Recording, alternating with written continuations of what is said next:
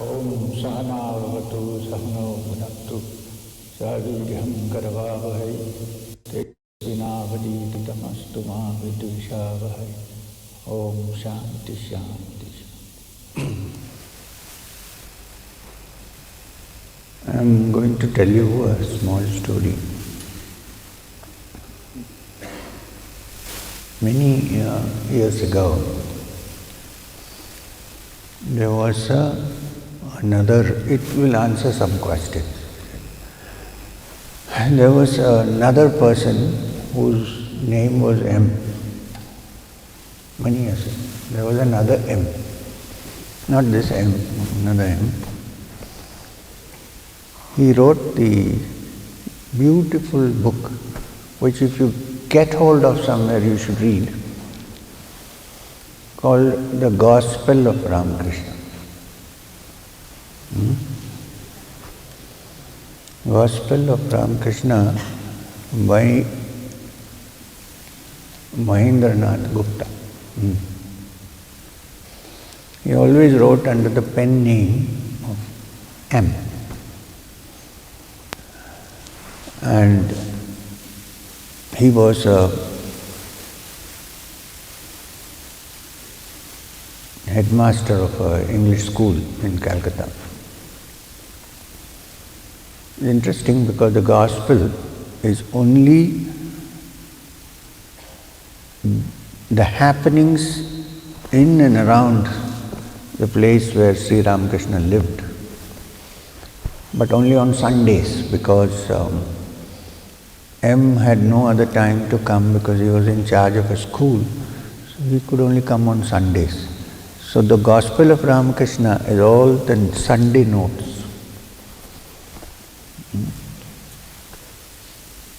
In fact, after a while, the master, his master, Gospel is only his master's voice. Master began to ask him once in a while, have you noted it down? So he knew that it is officially proclaimed.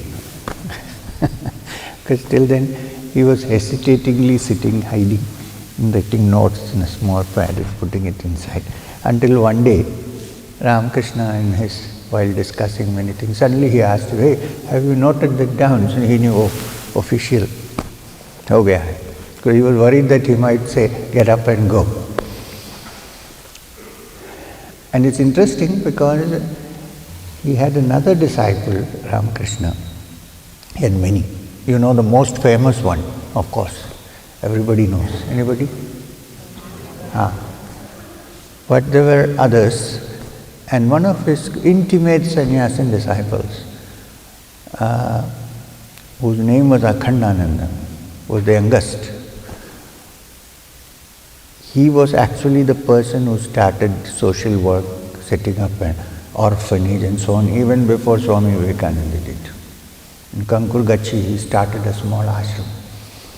Anyway, so when Akhandananda started copying M and keeping notes, one day the master discovered him writing notes. He said, get up, take that notebook and throw it into the Ganga and come back. So M was kind of designated, kind of officially to write. So anyway, so what I'm going to tell you is how, for the first time, he met Ramakrishna. And then the second time. Because it might give you a lot of pointers to various things which are in your mind. So one evening, M got very upset with his wife, as it happens usually, many times, no? Right? If somebody is live streaming, I hope you don't show my wife. So it happens, normally in a family it can happen. So he got disgusted and said, this life is not worth living, let me go. And he started. So one of his friends told him, there is a garden of Rani Rasmani near Dakshineshwar, near the Hooghly river. It's a very peaceful place, so why don't you go there? And if you're lucky, you might see the Paramahamsa who lives there. So, anyway, the garden is beautiful. So he set out on a horse buggy those days. Actually, when he came near the garden, it crossed his mind, I don't want to get caught in any Paramahamsa and religious matters. What is the point? Let me go somewhere else. At that precise moment, the cart's axle broke in front of the garden. So he had to stop. What can he do? So he got off and he said, anyway, my friend said it's a beautiful garden, the banks of the river, so let me go and see it. So he went there. And he looked around, he couldn't see much, there was a garden there. And he sat down under a tree.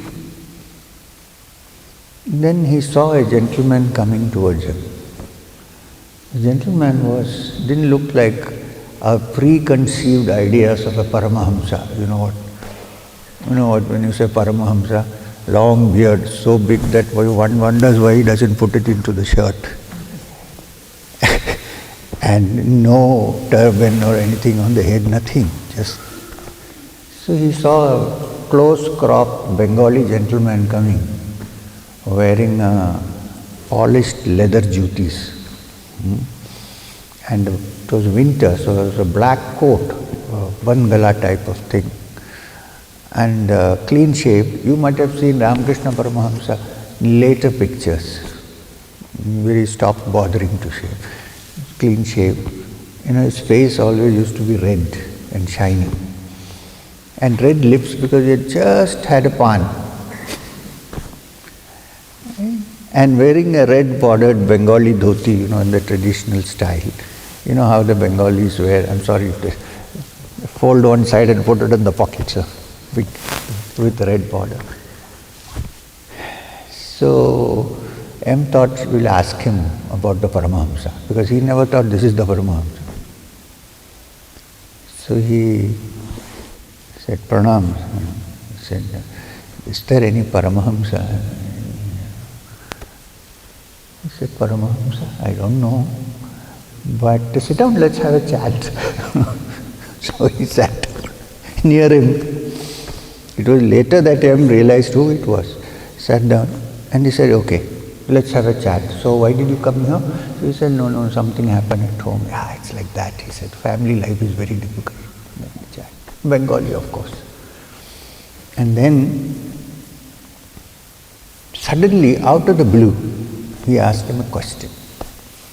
He said, okay, you are educated Bengal, right? He said, yes, that's a term used for the young people, educated Bengal in those days, Babus.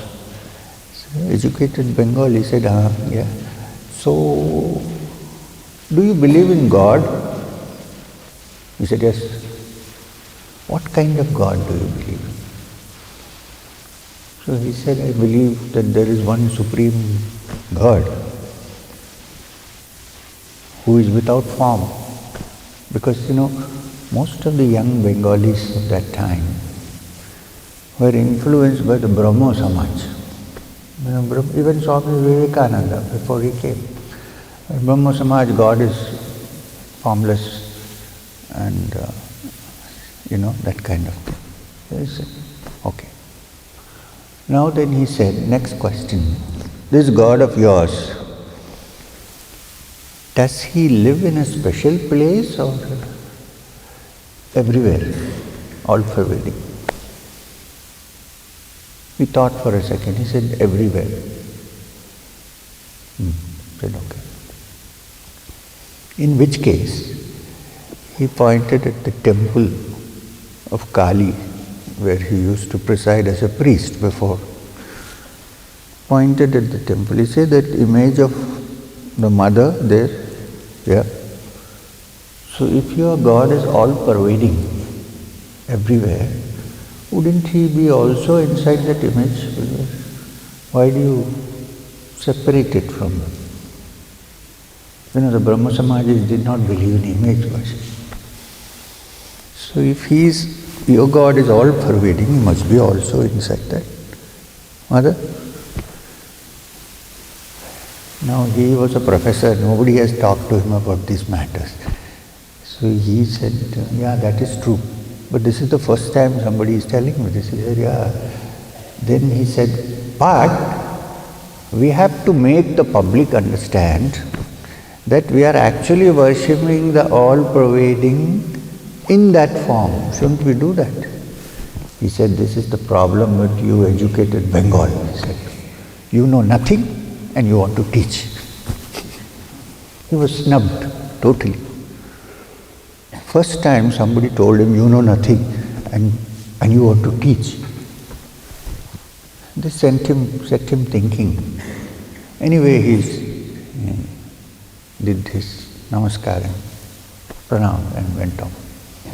He went back home, he spent some time. 3 days later he met his friend. He said, I went to the garden you suggested, it was very beautiful. But I didn't meet any Paramahamsa there. But I met one very interesting gentleman who was talking to me. Appears like he's the priest of the temple. So this man said, you're a lucky guy. This is the Paramahamsa that I was talking about. Oh, really? He said. But when he left Dakshineshwar, he was thinking that he won't come back there. So what is the point of going back there? But one Sunday, something made him go back. He said, let me go back there. Now the wonderful thing is, on the day he came back, after several weeks on a Sunday, as soon as he entered, all the young boys around him, who later on became Swami Vivekananda, Norin and various other boys who were there, they all started laughing uproariously as soon as he entered. He didn't understand why they were laughing at him. He kept quiet. After the meeting was over and when they were leaving, he called one of them and said, what is the matter? Why are you all laughing like that? Do I look like a joker or what is it? He said, that is the story, very funny story, because Master was just explaining, they used to call him Thakur. The Thakur was just explaining to us, giving us a story about a priest in a village who used to mix opium in the milk that was offered. You know, milk, prasad used to mix some opium and keep it out there. And one day a peacock came and drank the milk. Where every day at the same time the peacock came and drank the milk. And then after saying the story, he stopped and said, in a few minutes that peacock will come now. So they were wondering which peacock is going to come. Then, after a while, from the side he saw M approaching and he told them in a low voice, the peacock is coming. So that's why they laughed. So that's how M became the official biographer in a way, sitting down and noting down, but Sunday biographer. And later on he became such a great saint, such a great yogi, that when Swami Vivekananda went abroad and came back, and some of his disciples from the West asked him, is it possible to be a householder and a yogi? He said, I'll show you somebody, a good example. And he took him to see M and said, here sits somebody who's greater than me, but he's not a sannyasi. Right? So there are many pointers in this story. One is, look at Sri Ramakrishna Paramahamsa, such a simple man. No advertisements, no banners, no nothing. And even people who met him took some time to figure out who's this guy. Second, Sri Ramakrishna Paramahamsa was unlettered almost. And the wisest brains of Bengal, those days Bengalis thought they had the greatest brains, but anyway, doesn't matter. They were great intellectuals, many. They used to sit at his feet to learn wisdom because he had personal experience, anubhava.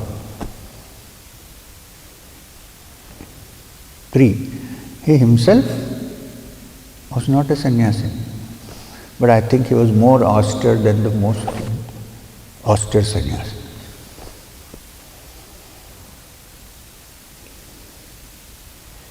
And he had a variety of disciples and taught each one according to their capacity. This is very important. A teacher should be able to teach each person according to their capacity. You can't teach the same thing to everybody, it's not possible. Because people are built in different ways. And he did it with simple examples, simple stories, and then he produced giants like Swami Vivekananda. Many you haven't heard of, like Virajananda, Brahmananda, Shivananda, so many. They all were at the same place from where he taught. And how did he start his life? As a pujari of the temple of Bhadrakali.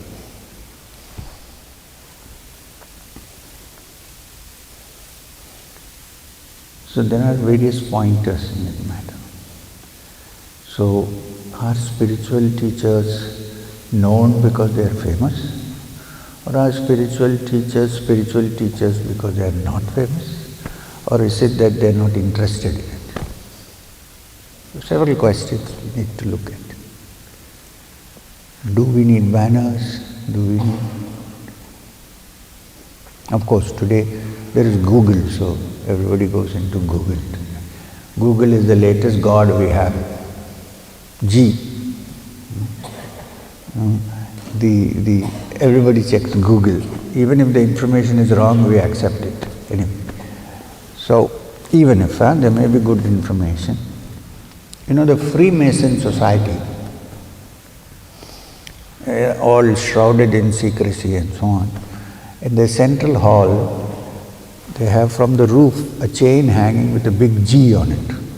I'm not a Freemason, but I have ways of getting in and looking at these things. There's a G hanging on it. So the G is supposed to represent God, the generator. So some Freemasons were asking me, "Sir, do you really know the meaning of G?" I said, "Very easy, Google. Omniscient, omnipresent, omnipotent." Even our brain cannot have so much information. So it's actually useless to carry information because there is information available there. Why should we carry so much information? No, I'm going off track. So, some of the pointers from the story. The other is, now I'm going to tell you a Sufi story, which is also about a guru, about how somebody looked for a teacher, spiritual teacher. There was a man who lived in, it's a Sufi story, so it must be in the Middle East somewhere. Now when I say Sufi story, I'm not talking about the new brand of Sufis.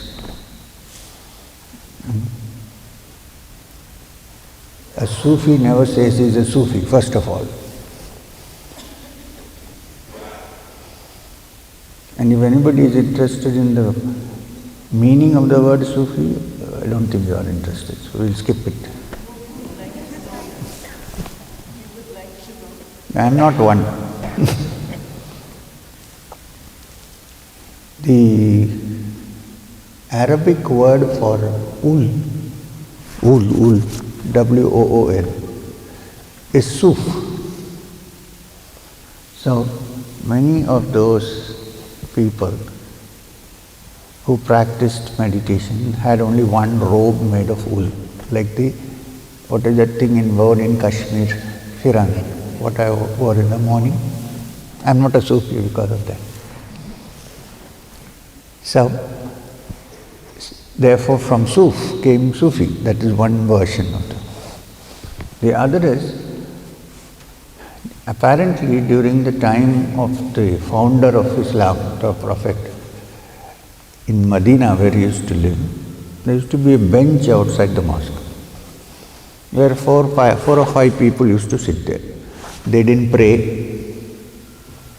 they didn't take part in any of the things going on. They did not show respect to the Prophet, nothing. They just sat on the bench. And many people said, why are you keeping them here? Throw them out. They're not even part of us. And the Prophet said, let them be. So, these people were called the companions of the bench. I'm sure nobody has explained this to you. I guarantee. There are many Sufis coming from abroad. Lakshmi has some Sufis. Anyway, so a bench or a row, a line, is called a safa. And companions are called ashab in Arabic.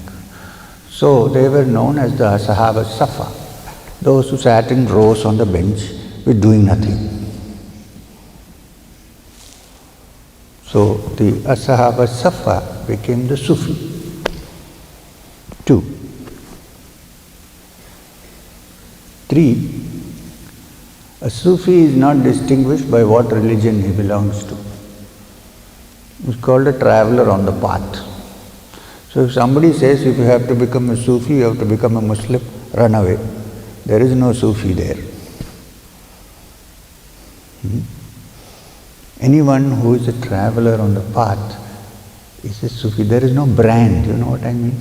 You, me, it can be anybody. It can belong to any religion, it can be anything. Follower on the path. Now the 4th, which I am sure most people have not heard of, simply because I have a Google.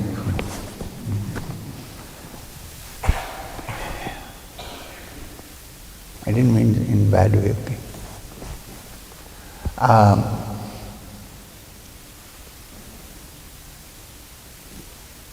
There is an exercise, a pranayama, practiced among a certain section of mystic people. What do you do when you are very tired? You know, when you run and come tired, trek, get tired. When you flop down in the chair after that, what do you do now? You do that called huff and puff. Then in Kriya we say E. They did.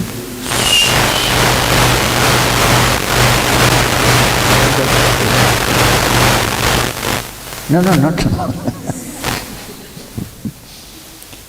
Take a breath. So, these people were branded as the Sufis, who did Suf for all the time.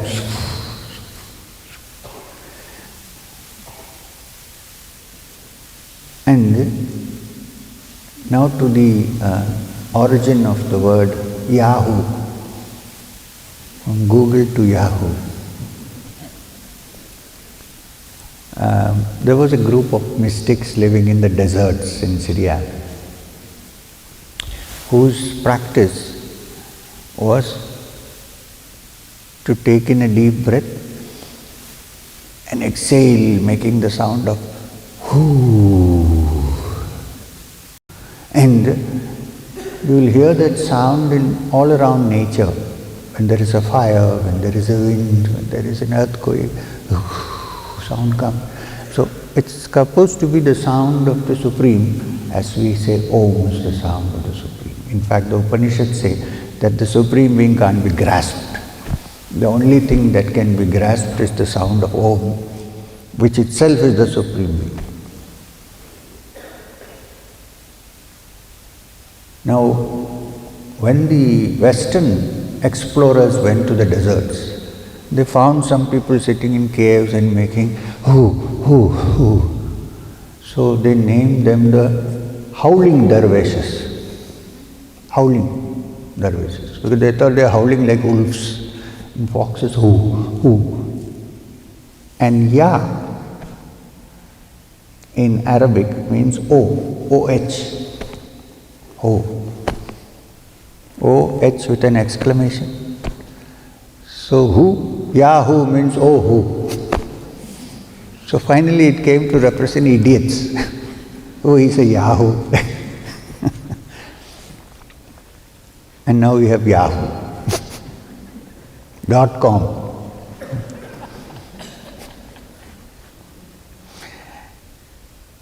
Where people think all intelligence is there. I shouldn't say this, but every year I go to the Bay Area. For the last 2 years, I address both Google as well as Yahoo. Only thing is, in Google you shouldn't say you're going to Yahoo.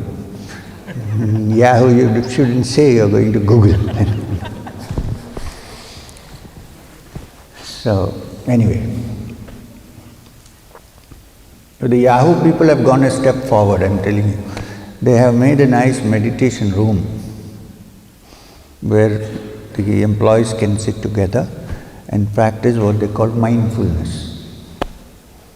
Nice, good step. I think you also have Google mindfulness. Here is one Google sitting here.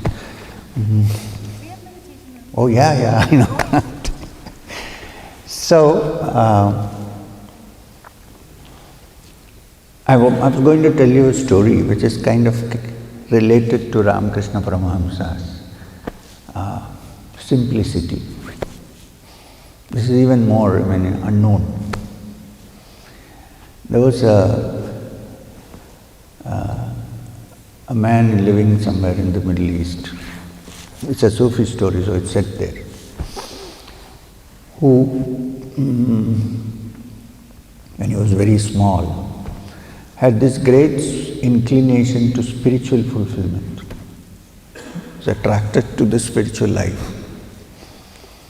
Which means what? He was not interested in the Maulavis who were around. He was only interested in inner spiritual experience. So, but he was also very poor. He was born in a very poor family. So, he also wanted to become rich because he found rich people enjoying themselves. Now, somewhere along the line, the desire for spiritual perfection was overtaken by the desire to become rich. So the little spark remained, but it was closed. And he became rich. He worked very hard. You will become what you want to be, actually. So he became rich, if you are one-pointed. So when he became rich, he reached the age of 50, 55. It occurred to him, the happiness which I sought is not here. I haven't found. This is about all that the money can buy. Beyond this, there is nothing. So shouldn't I go back to my original spiritual aspiration? So he decided to now fan the flame, so the spark can become a flame. The first step he did, very difficult step, was to give away all his businesses and everything to his children. Not easy. And they also very reluctantly, pretending to be reluctant, accepted everything. Hey, what are you doing? And asking the other, how much did he give you? Anyway, human nature. So he gave away everything. And then he kept a little bit of money with him, which was to build a small little cottage, kutir, in an oasis somewhere, where he can go and stay alone, not bothered by anything, take all his books with him, so that he can read, meditate, So he did that. And having been a rich man for so many years, he had even forgotten how to make a cup of tea. So he has to survive. So he went into the village and found a cook and took him with him. So only 2 people, cook and himself, living in an oasis, in a kutir, studying. 7 years he spent there, 7 years. At the end of 7 years, it occurred to him after 7 years that in this journey which I am on, I need a personal guide. Took him 7 years to realize. I need a personal guide. This is largely unexplored territory. If I need to go without falling into the ditch, it's better I have a personal teacher. 7 years it took him. I think it's good to take 7 years to figure this out. Otherwise we may fall into a bigger pit thinking that it is guidance. Anyway, so he started looking for a teacher. So in the neighboring neighborhood, there were deserts and caves. So he examined everybody carefully, not satisfied. And one day, he saw a very vulnerable looking gentleman coming with the usual paraphernalia, big green turban, rosaries on neck, flowing beard, shampooed nicely. I don't think there was shampoo there, and so on. So he saw him coming. He went to him and bowed down to him and said, "Please accept me as your disciple. I want you as my teacher. You look like a great person." So this person asked him, "How do you know that I am a great person?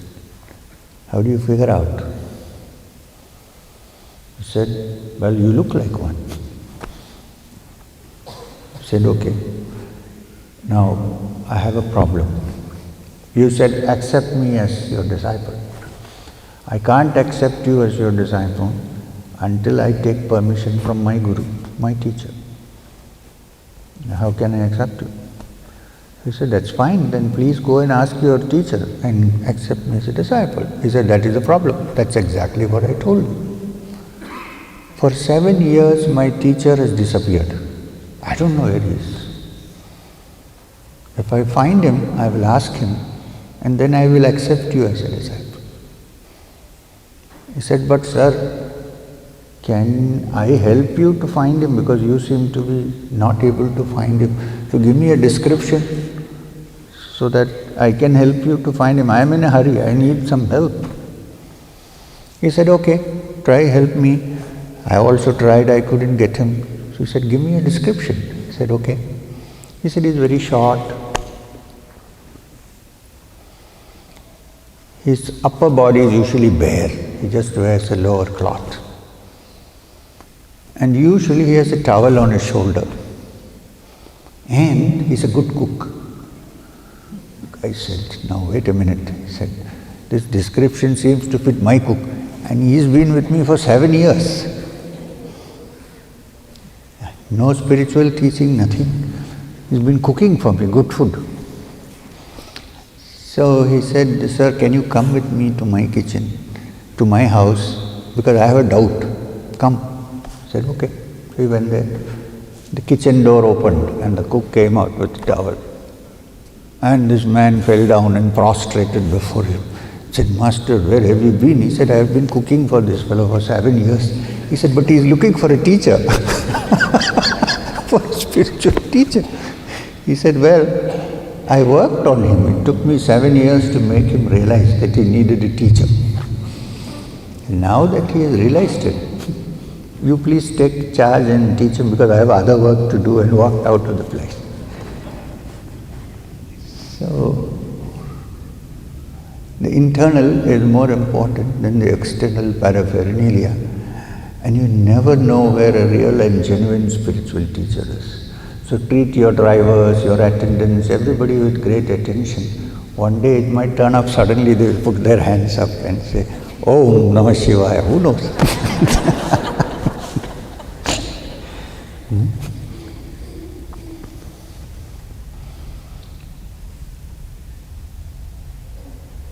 So it's like that. I treat my driver very kindly. Who knows? So that's one story. Since we are on the subject, I want to tell you another Sufi story. So they're like Zen koans, there are many Now you would immediately, as soon as you heard this story, you would think you already have some ideas about what the story means. Believe me, it has many more meanings. Like the Zen koans. When you hear a Zen koan, immediately you get one meaning. But it has other meanings if you look carefully. The Zen koans have their origin actually from Zen Buddhism. Zen Buddhism has its origin from the dhyana teachings of India. And the Upanishads, the words of the Upanishads are like koans, which you have to look very carefully to figure out what they say. Suppose the Upanishad says, Aham Brahmasmi. What does it mean? The obvious meaning is I am Brahman, but I am not. I am him. The Upanishad koan says, sorry to use the word koan, Mahavakya says, Tattvamasi, you are that. What does it mean? In this subject, on this, discussing this, I was reminded, during the last year of his life, I went to meet Nisargadatta Maharaj in Bombay.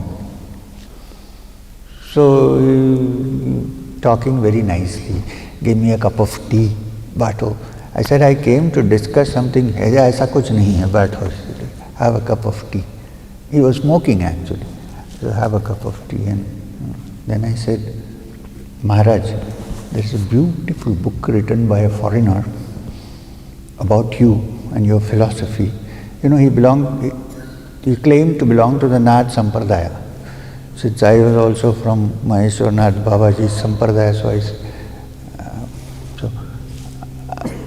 I said, there's a book. He said, oh, kya hai?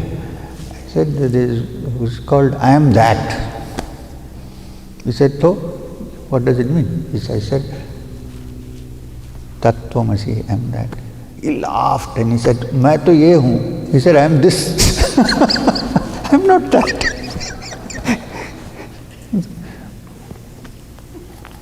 So, you don't know how they operate. That's what I mean. So anyway, like the Zen koans I said, right? You find that in the Satsang, I keep rambling and going off track, but it's not off track. It's a koan. So, this is how the mind works. In new scientific language, it's called fuzzy logic. It's not linear. You know what I mean? So anyway, what did I say? This is the gap. Zen koan. Now I want to tell you about how the Zen came about before we come to the next story. It's good to alternate between Sufis and Vedanta and Zen so that you don't get stuck in one place. So, there was a great South Indian Buddhist teacher from Tamil Nadu, from Tanjore, who, when he became a monk, was named Bodhidharma. Bodhidharma. You have a nice dharma in your house.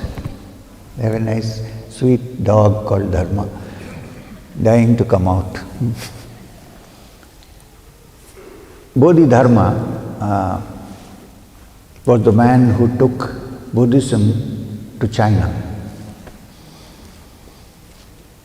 So, he practiced a particular kind of Buddhism which laid great stress on dhyana, meditation, different forms of meditation, dhyana.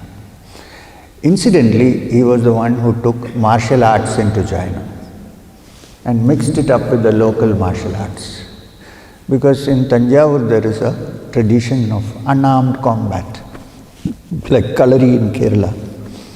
So Buddhist monks are not supposed to carry weapons, but those days there were dacoits on the way and so on, so he was an expert also in that. Anyway, so when Bodhidharma went to China and taught his particular idea of Buddhism called the dhyana.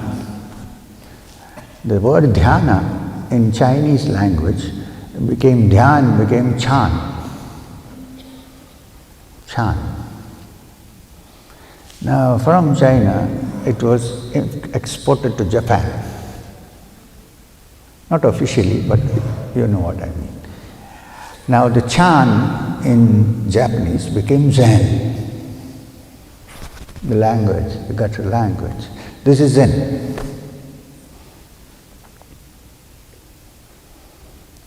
So when you, especially among the young, modern, educated people, if you tell them, oh, what do you are in? Oh, we are doing Zen. Okay. You tell them, but I am also doing Dhyan. Oh, that is Indian. Because it is imported from Japan, like all Japanese Toyota could Zen. And in Malayalam, the state where I come from, we have a saying, Muttatte mullekku manamilla. That means the jasmine that grows in your garden has no perfume, fragrance. The other garden, it's beautiful. So anyway, it has perfume, so it doesn't matter, it comes from there or here. It's okay with us. I am tempted to say another story about Bodhidharma, but I don't want to say it because I've said it so many times and some of our old friends might go to sleep. So, do you want to risk sleeping? When Bodhidharma was in China, he was staying on the top of a mountain. And whoever wanted to reach him had to go there. So 3 young people who wanted to learn Zen, with great difficulty went around. You can't find out because he's not on the internet, he's not on Google. There are no banners, there are no pointers, nothing. So with great difficulty they found out, and then they climbed the mountain.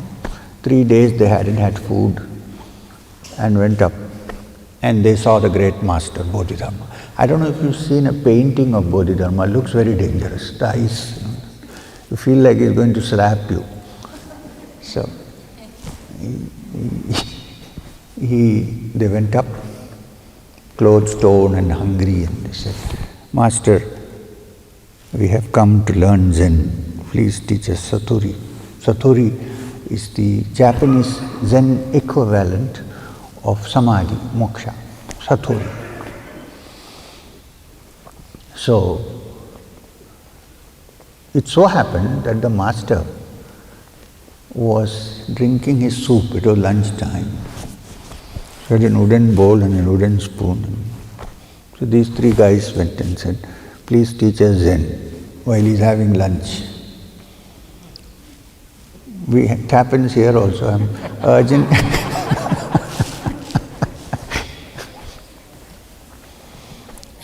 I'm eating. In 2 minutes I need to talk to you. Anyway, doesn't matter. So they said, and the master was drinking his soup. He didn't reply. He kept drinking his soup. So they asked again.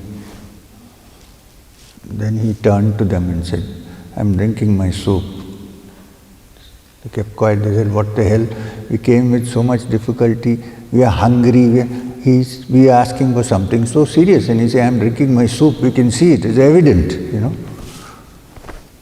So they asked him again. Same answer. Then they got... Third time when they asked, he called his assistant and said, give them their soup.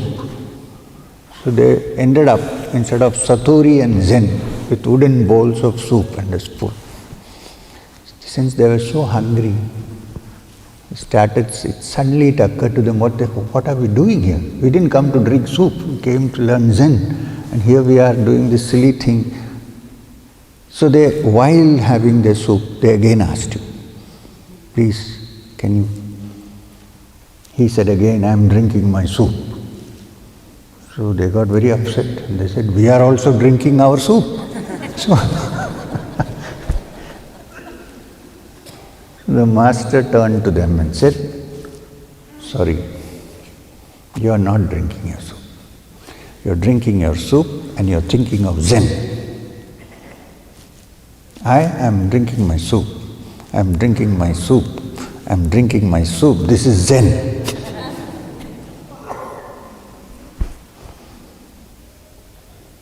Not two things. Which means, if you know how to perfectly drink the soup, you know perfectly how to practice Zen. One pointed attention. If you know how to polish your shoes perfectly, you know how to polish your mind. So, when whatever you're doing, do it with complete attention. This is called one-pointedness. When you're driving on the road, don't meditate, drive. You know what will happen. Not only to you, to others also. If you drive perfectly with complete attention on the road, you're already meditating. Don't then think of my chakra here. You close your eyes, for God's sake.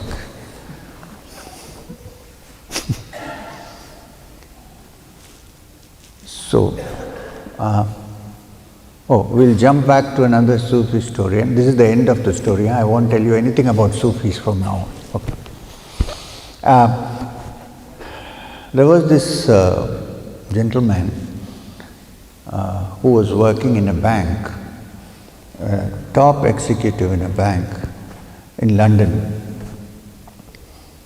who used to go to work wearing his three-piece suit and clean shaven. Not a sign of a beard. So, but secretly, he was a disciple of a very highly advanced Sufi teacher. He was a Sufi, but there were no external paraphernalias. He used to go to bank to work and come back and do his bit. So one day he looked out of the window. His apartment window was not far from the Hyde Park. It was facing the Hyde Park. So he saw some commotion going on, so he picked up his binoculars and he saw a man standing and preaching. Typical image of a Sufi, you know what? Green turban, rosaries in the neck, big robe, like the one I wore in the morning. Preaching, and there were some people listening. So he was curious, he wanted to know what's going on. So, after coming back from office in the evening, he looked, that guy is still there. So he went up to him and he said, "Who are you? What are you doing here? Who are you?" He said, "Well, I'm a Sufi."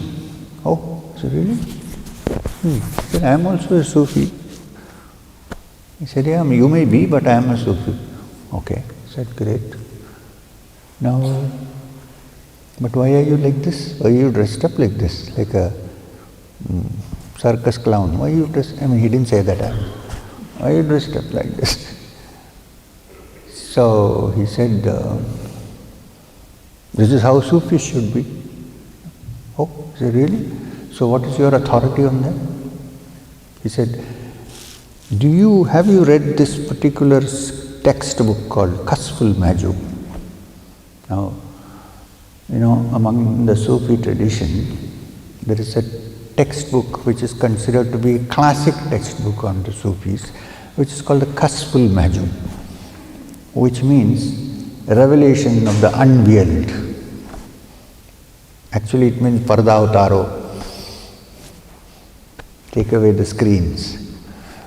Revelation of the unveiled, written by a great Sufi who lived 800 years ago, 900 years ago, called Ali Hujwiri. His tomb is now in Lahore and everybody goes there, Hindus, Muslims. They call him Data Ganj Baksh. So he said, it's written in that, a description of how a Sufi, how he should wear, what. And he asked him, "Have you read it?" This man said, "I have read it because it's part of a curriculum to read it. So I've read it." See, so that's why I made this. I said, but my dear man, that was written 900 years ago. This guy said, but I read it only last week. You get what I'm trying to say?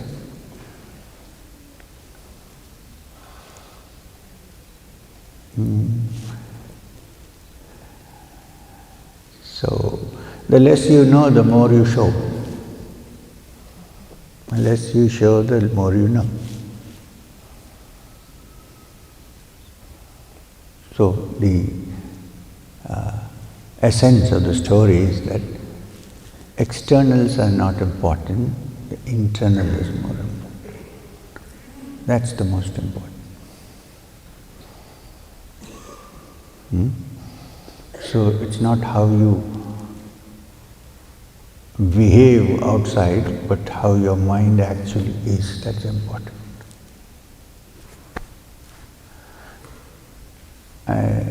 The artificial modes of behavior which is put up by society is one thing, reality is another.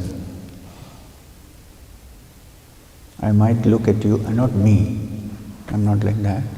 I might look at you and say, oh, you're looking so wonderful. In the mind I was thinking, who is this stupid fellow? Double thinking.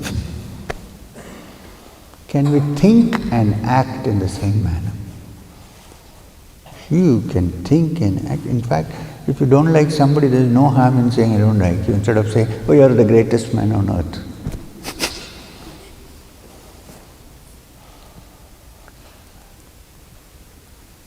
So these are some koans which we discussed. So think about it and you will find several meanings to it, not one meaning. What I discussed is only some of the meanings. There are several meanings to it. There is this great Mahavakya, Prajnanam Brahma. Look at it from angles, you will find 108 angles of looking at it. Which is why the Rigveda said, Ekam Sat Vipra Bahudha Vedanti. There is one truth, but the wise can look at it in different ways, call it by different names, look at it in different angles. Because if it is infinite, it must have infinite interpretations. If it is finite, it can have only one definition.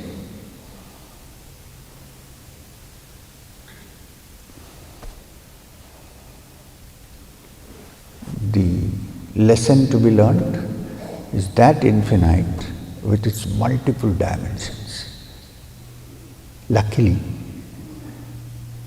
resides in everybody's inner core of consciousness as a spark, which means we all can tap into. How lucky, how fortunate that that infinite multidimensional resides in our heart as a spark, and you can tap it. If you see that somebody has achieved something, even in the world, he has somehow unconsciously tapped a part of this energy. So this teaching, the ancient teaching, is life-giving and expanding, not contracting and destroying. Yeah, there is distraction, which is distraction of the illusion that you're limited. You're actually a spark of the unlimited. So there are unlimited potential in us. Tap it. Tap it.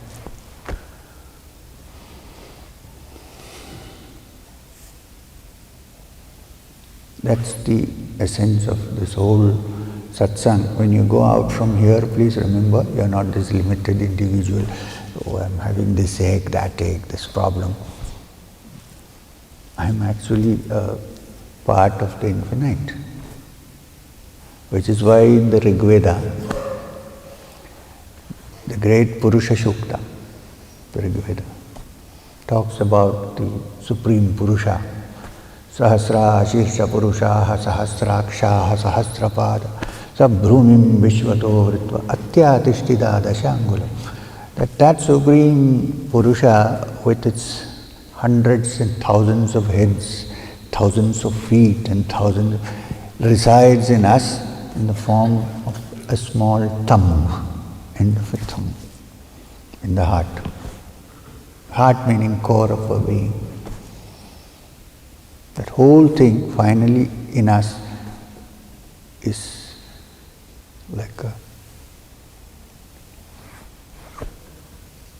it resides 10 fingers from the navi.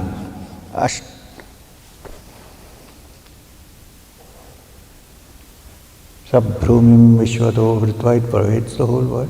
Atya Tishtita Dashambulam, but it resides 10 angulas from your navi. Tune into that.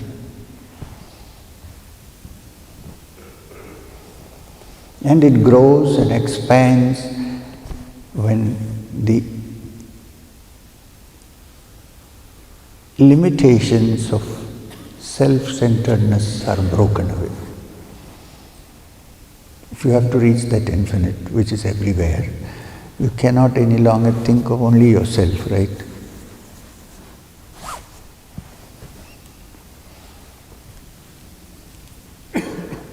So it has two sides. Psychologically, is the removal of self-centeredness.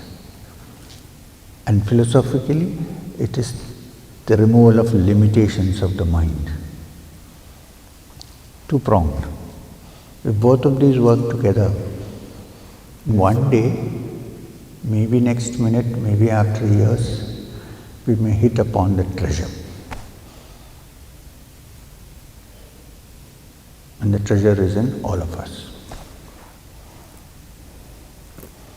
And it is 11:50, 11:20.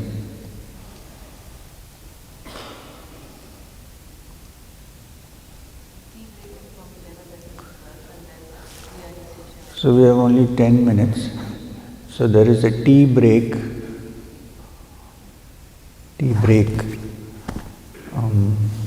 After which we have Kriya. Now let me tell you about this Kriya initiation. Please don't think that if you don't take Kriya, you will not attain moksha. There is no such thing.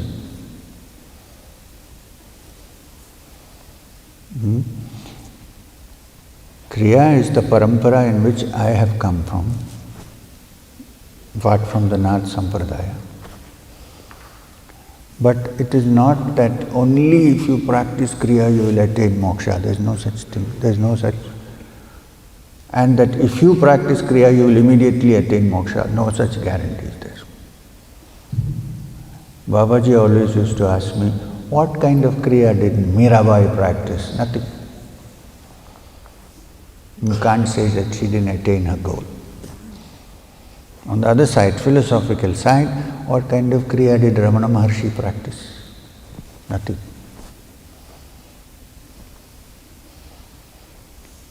And yet, since it is my parampara, my tradition, and I have derived some benefits and advantages from it, I would like to share it with you.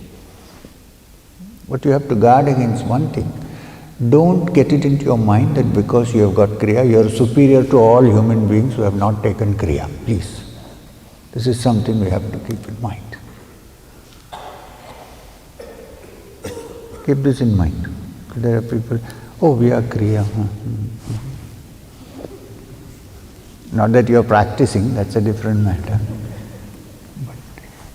And the other thing is, apart from Kriya, you should also change your lifestyles a bit. Otherwise it doesn't work together.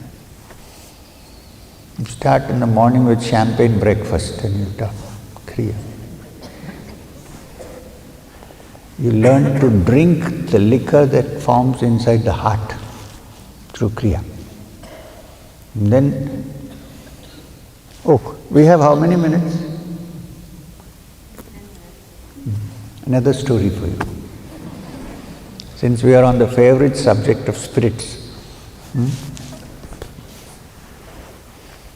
we're all drunks in some way, Some are drunk with pride, some are drunk with various other things. Some with what thing that comes in the bottle. So in some way we are all drunks in some way. Okay. So now this is again about Thakur, about Sri Ramakrishna. One day Ramakrishna was traveling through Esplanade in Calcutta in a horse buggy, and there was 2 attendants sitting with him. I can't remember the names. And as they were passing the Esplanade, he looked out and he saw a man on the footpath in Esplanade, completely drunk and tottering. So Thakur shouted, "Stop, stop!" So they stopped. He got off from the cart, from the buggy, ran towards this guy and hugged him. And he said, "Hey, we are brothers." That guy was quite confused. He didn't know what was happening. He said, "We are brothers, you are drunk, I am also drunk," he said. So he said, "We are 2 drunkards together. How happy, how wonderful." And he started hugging him, and these 2 attendants went and said, "Thakur, come, it's time, they are waiting for the satsang." He said, I'm coming, I have a fellow human being who is a drunk." So finally, they managed to pull him out and bring him and keep him in the cart, and they went for the satsang. He didn't utter a word about what happened at the satsang. He was singing and dancing. And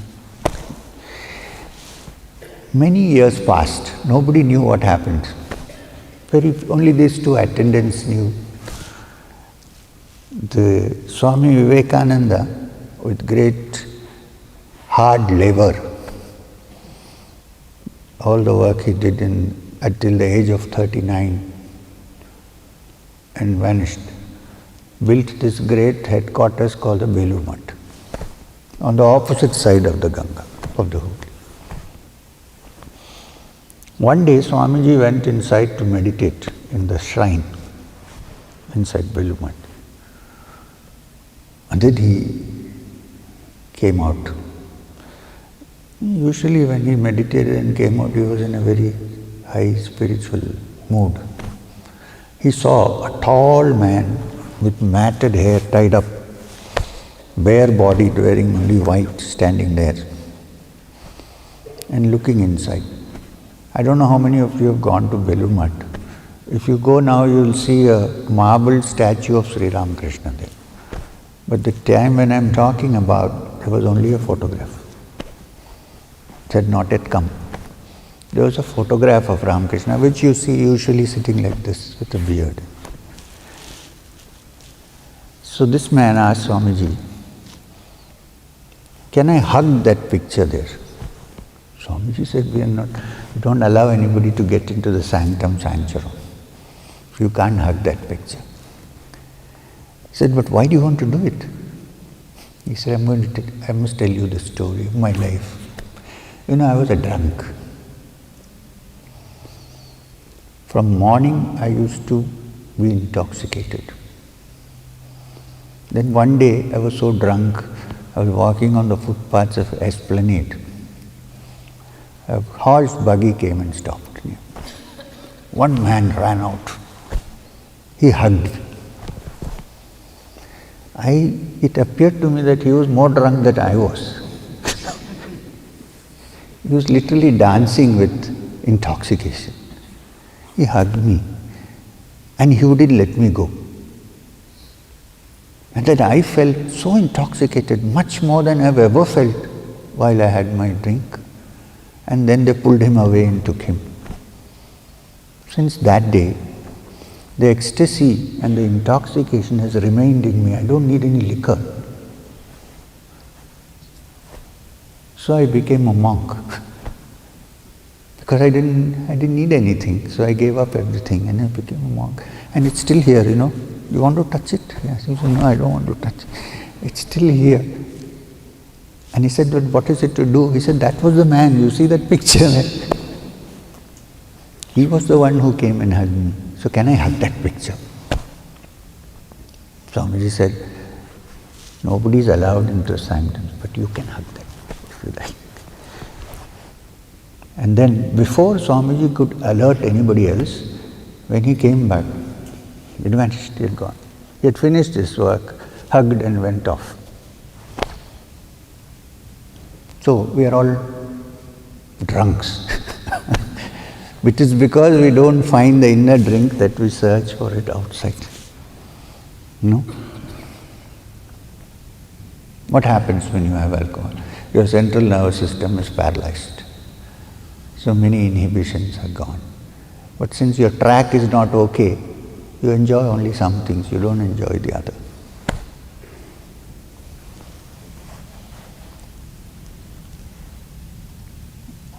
So,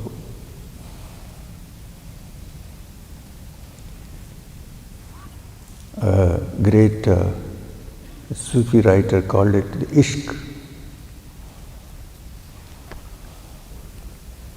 Word which cannot be defined. Nobody can define ishq. Just as nobody can define the Supreme Brahman.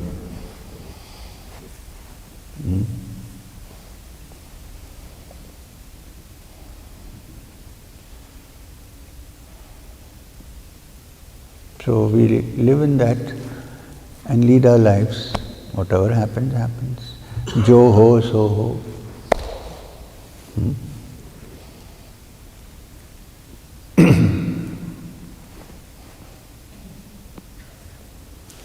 Now it's 11:30.